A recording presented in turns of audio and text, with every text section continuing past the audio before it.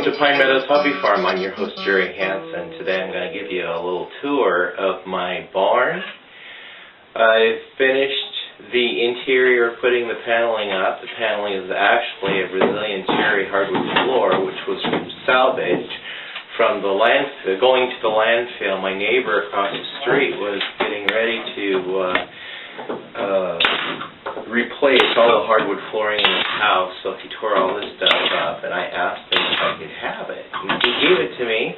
He was more than pleased to let me take it off his hands. That way it saved him from a trip down to the dump yard. So I went ahead and cut it down to the pieces that I needed to refinish the inside of the barn, and I had just exactly enough to do the inside of my well house and also to complete the whole interior of the barn. So the barn is now sealed and weather tight. The animals will be nice and at least safe from the cold winds that blow up here in the mountains, in the Cascade Mountains, during the winter time. I have my milking stanchion where I'll be milking my Nubian goats. You can see the stanchion right here. I built it so it could close off and they won't get out and run around the people side of the barn. That way they stay pretty much confined to the stall where I want the goats to be, especially during the winter time.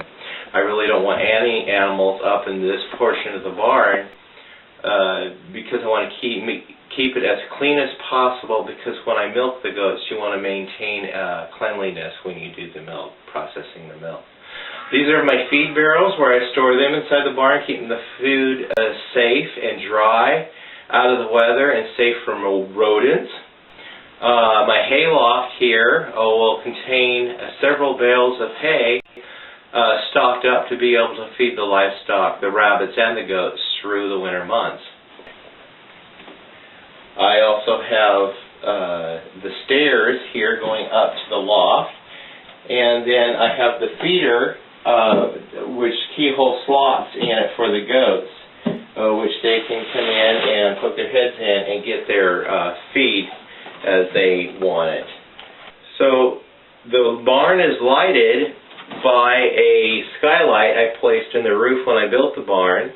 And also at nighttime, when there's no light outside, I have this Harbor Freight solar-powered 45-watt solar kit that I installed in the barn. It comes with two lights.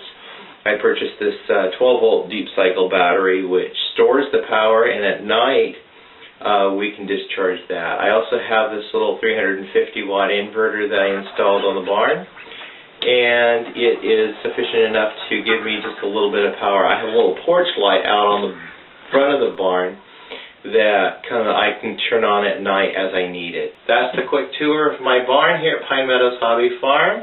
I'm glad you came. Please look at the videos on how I built the barn. You can click on this link right here, and stay tuned for more videos. I want to thank you for coming, and please subscribe.